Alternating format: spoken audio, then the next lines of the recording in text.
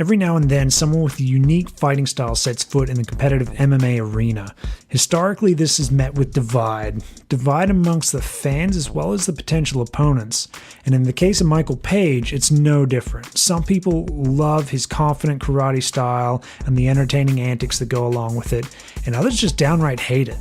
I personally enjoy watching that atomic clock style like timing and his robotic accuracy and just his movement that seemed to hypnotize his opponents. In the fight game though, there's always going to be somebody who doesn't fall for the flashy moves and the offbeat timing, and in this case, it was a 38-fight veteran in Douglas Lima who calmly and quietly stopped the clock. My name's Clancy, welcome to the Tap Podcast.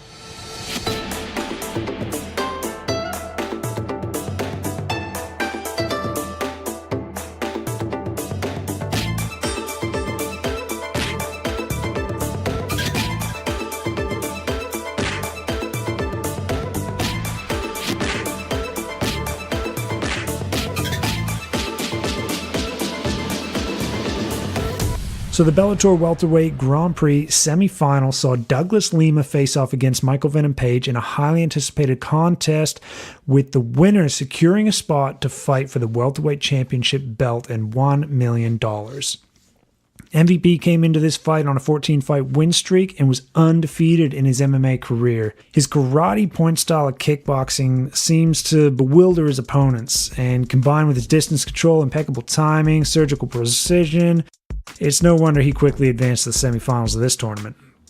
Douglas Lima, though, he's a crafty veteran. He's considered one of the top 5 welterweight MMA fighters on earth, and he's held that Bellator gold before in his career. He clearly didn't take MVP lightly, and most certainly did his homework leading up to this fight.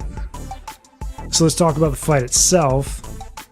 The opening round had MVP up to his usual tricks. He was controlling the center of the cage, he was using that in-and-out karate footwork to maintain his distance, and he was even mounting some good offensive striking in that first. Lima, on the other side of things, he was really calm and unfazed by MVP's style. You could tell right away that, he was analyzing and calculating and just waiting for that opportunity to open up. He immediately began timing the lead leg kick for when MVP would advance. So he'd clearly been studying tape on MVP, and he was obviously working this in training before this fight.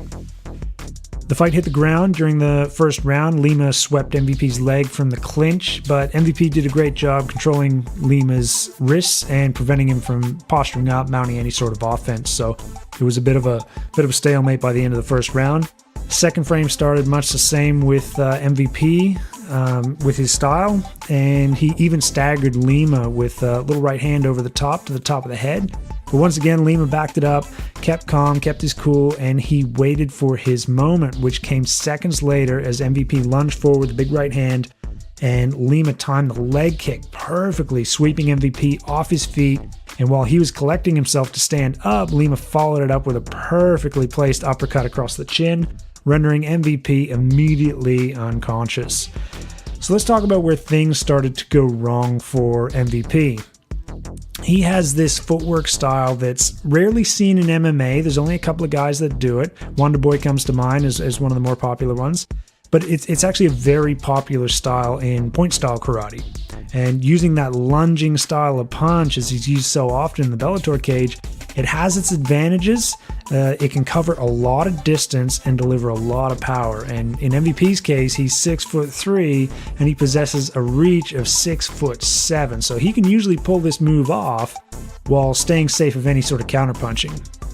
In this case, though, Lima was ready for him. Lima had clearly studied his previous fights and found the disadvantages within this popular move that MVP likes to do. MVP usually starts the sequence by shifting his weight backwards, and he loads up his stance. And he pushes off that back foot, lunging forward into that punch. It's almost like a Superman punch. He's really launching himself forward on that. And this gave Lima the tell he was waiting for. He was waiting for him to shift and move his weight backwards and load up for this punch. So that gave him the tell.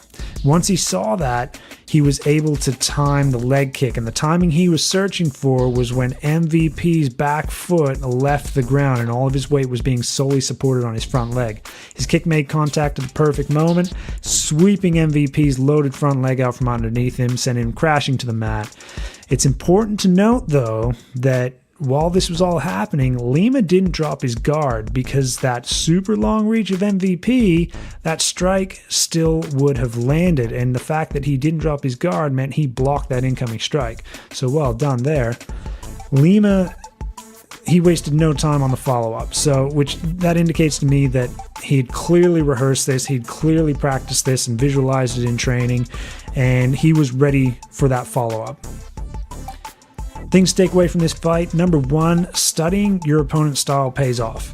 Everybody has tells in their striking game, no matter how small. And so when you study somebody's technique for long enough, you're going to find it. You're going to find those tells. And this is where using the same technique over and over again, not just in one fight, but over the course of a career, can give away more than you want. Number two, remember that while you're timing your opponent, they're also timing you. So Lima's leg kicks in the first round were an example of him trying to figure out MVP's timing, because when you're trying to time someone, it usually comes in the form of a jab or that lead leg kick. So if you're aware enough to clock when someone's doing that to you, it's time to start making adjustments. So all said and done, it was a fantastic counter sequence by Douglas Lima, which will go down in the books as one of the best finishes in Bellator, I'm sure. And I really look forward to seeing Lima fight for the welterweight Grand Prix final. And I'm sure MVP is already plotting when they're going to cross paths again. And with MVP's record and, his particular style and all that sort of stuff, I imagine it's going to be in the very near future. Thanks very much for listening, guys. As always, train hard, keep up that fighting spirit.